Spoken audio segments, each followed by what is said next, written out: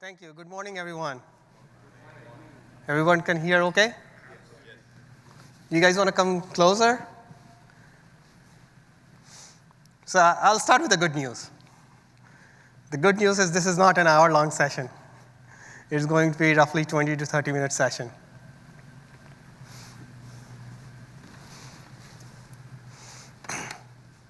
So before I start, let me just introduce myself.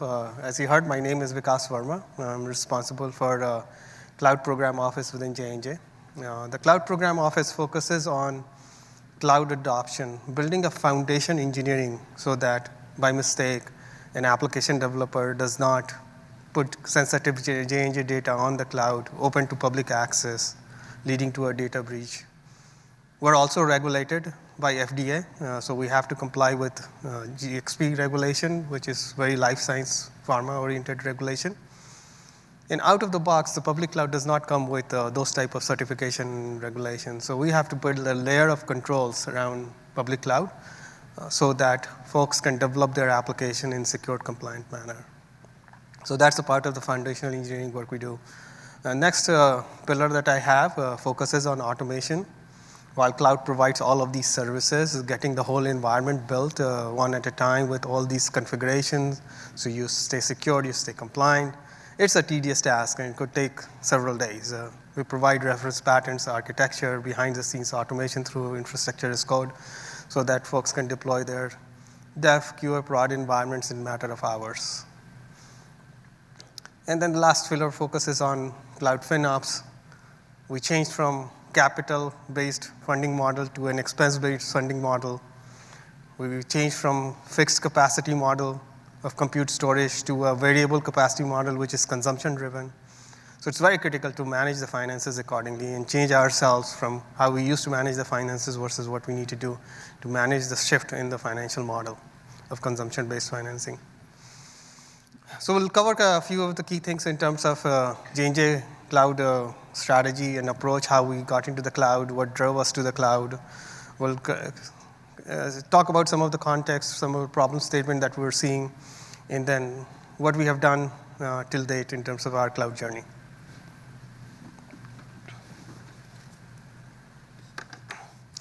So as a company overview, we're a very federated company, a three-sector primarily, pharmaceutical, medical devices, and consumer. Late last year, we made an announcement to spin off the consumer business. So we're working on that as well. In 2023, J&J will end up as a two-sector company, pharmaceutical and medical devices, and consumer will run as an independent company. So most of you know J&J is a very known brand name, about 130 plus years of company in existence, 135,000 employees, et cetera.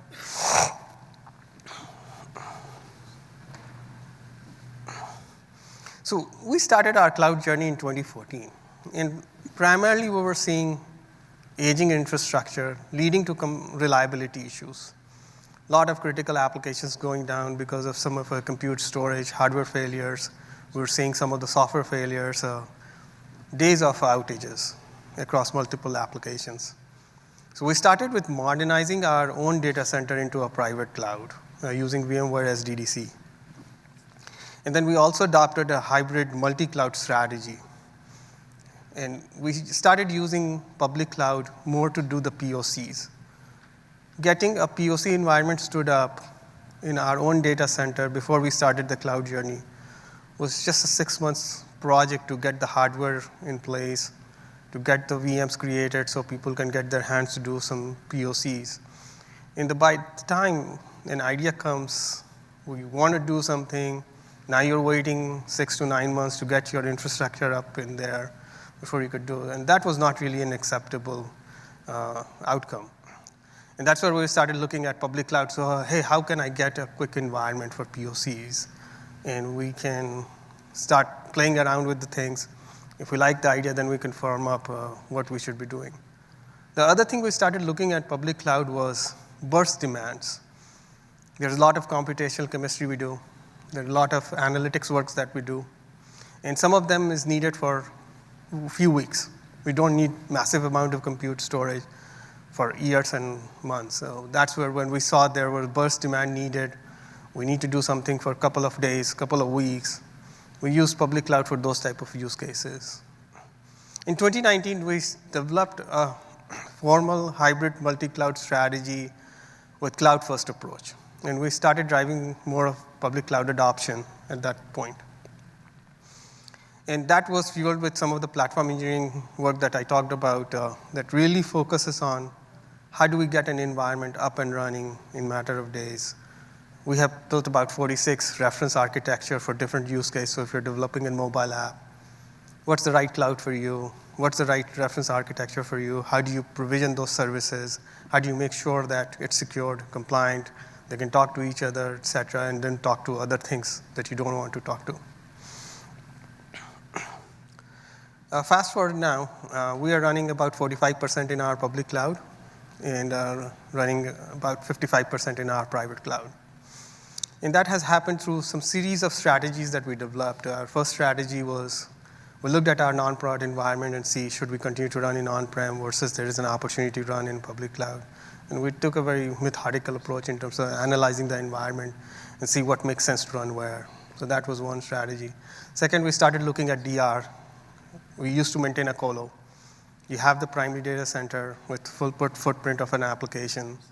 And for us to have a DR solution with either 1 hour recovery time, et cetera, we needed to build an exact same environment with same compute storage footprint in our colo facilities. And that's where we looked at public cloud to be more efficient. This was VMware Cloud on AWS specifically. We started using it. And we use that to replicate the environment, not at the 100% footprint, but with a smaller footprint. And when we need to go into actual DR situations, so for example, when we do DR test, we spin up the full-blown environment for that duration only. Some of the other strategies we looked at, hey, new deployments, new use cases. Is public cloud the right fit? Private cloud is the right fit? And we made a very conscious decision in terms of how do we go from one cloud to another cloud? How do we use one cloud versus the other cloud?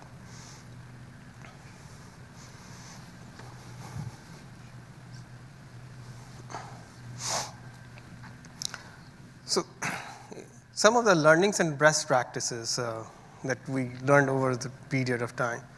I think automation is the key. If you leave it to your developer to configure the environment, somebody is going to make a mistake. We're all humans.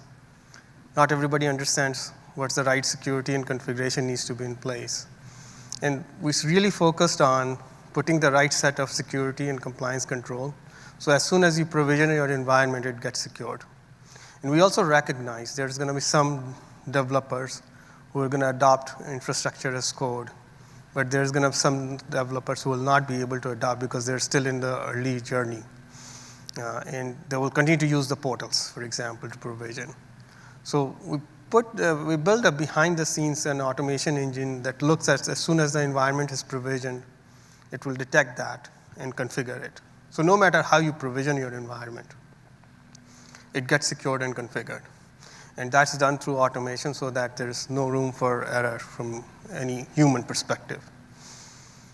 Next thing we did is really took a modular approach with some of the reference architectures that I talked about. So if you think about building a website, there's like 5 different ways to build that website on AWS itself and multiply that with other clouds, so you get so many variations. So really they had a good and methodical approach in terms of how do we decide the placement, what runs where, what's the right reference architecture for that type of use cases. And based on that reference architecture, we put the right level of security and compliance around it, and so that anybody can provision it. And the next thing, really having all of those configuration well defined. What happens is somebody new joins J&J, they're used to using cloud in a certain way. They're used to different type of controls, not all of the controls that we use. And they used to struggle. So one of the critical things was defining all those configuration and developing a training plan around it so folks understand what controls we built, what's allowed, what's not allowed. That was the key part, is people were trying to do things and it will not work. And then they will raise questions, escalate, et cetera, raise tickets for our ops team. And that's where it was very important for us to start documenting, setting up a training plan around it, educating people, And at the same time, run a community of practice to help answer any questions folks have, or build new capabilities, or enhance one of the existing patterns if folks are facing problem.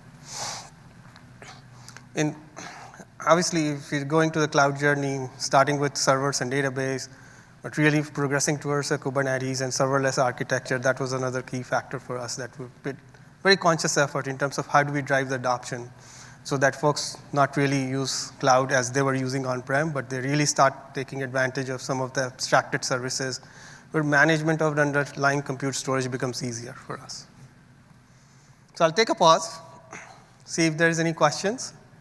So as I said, it's not a very long presentation.